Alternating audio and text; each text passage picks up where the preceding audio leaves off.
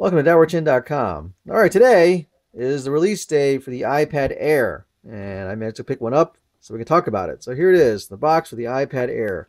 I have not opened this up yet, and I opted to go with the 64 gigabyte Wi-Fi only version because I'm not really keen on paying any extra money for data plans from my carrier. So let's take a look at what this guy's got. So open it up and enough of that.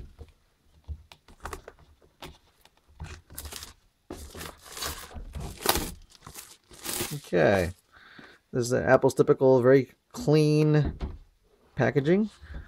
Opening it up, and voila, we are presented with the device. Now, this is the same 9.7-inch screen that Apple has on their iPad line. The one difference, as you can see right away, is that they decided to slim up the side, so that it doesn't have as much it's not as square as thick the bezel on the sides that it used to be. It is very light. It is touted to be about 1 pound, and it's quite a bit thinner than the previous generation of iPads. So let's open this guy up and let's take a look at him. All right, so what else do you get in here? You get the standard Apple power adapter here. Under here you have the Lightning connector you can use for connecting to your Mac or for charging. That's about all you get in the box.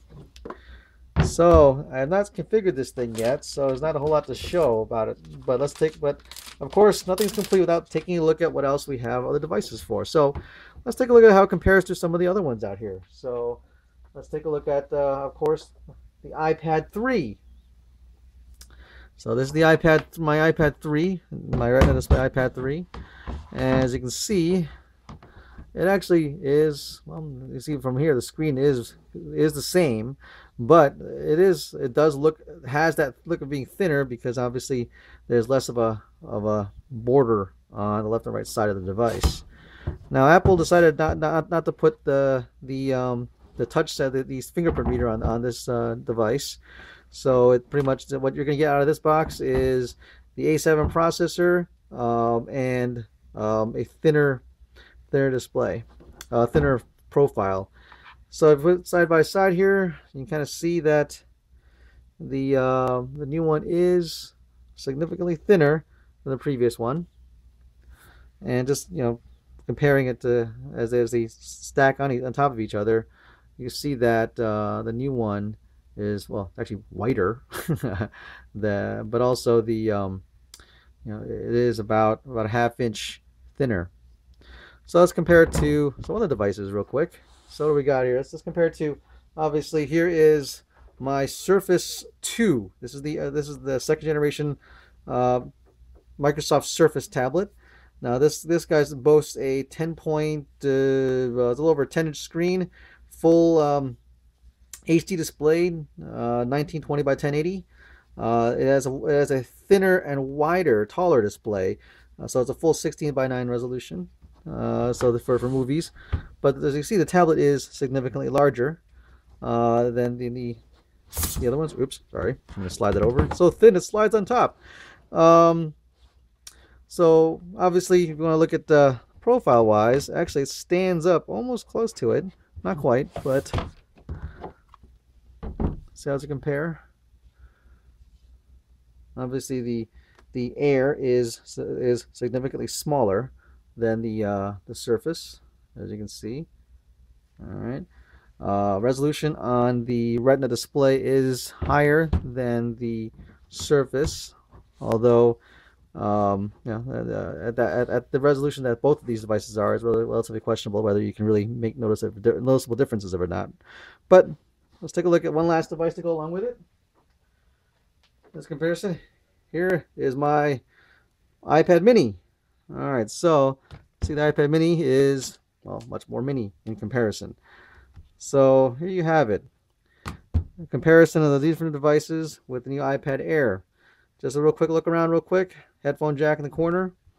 Let's see, microphone, power, the volume rockers, the rotation lock, and double speakers and the Thunderbolt connector. Compared to the mini, it is pretty much similar in design. except mine's black. But you know, it's very similar placement. It's sort of like the Mini Plus compared to the my iPad 3. It's also very similar. There's not a whole lot of changes here, except the color coordinated buttons, and actually two separate buttons for the volume as opposed to the one big rocker on the 3. And of course, obviously, the old connector versus the new connector.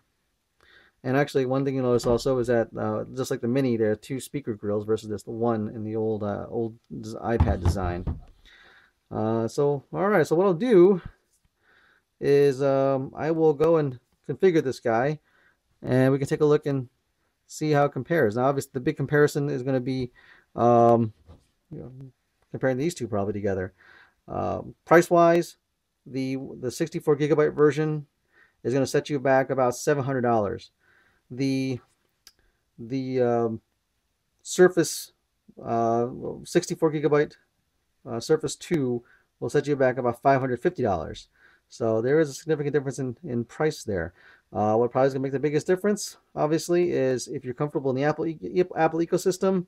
They have a better ecosystem at this point, but they have a much larger head start than Microsoft has. So we'll take a look at them. I'll configure them up, and we'll talk about it in a little bit.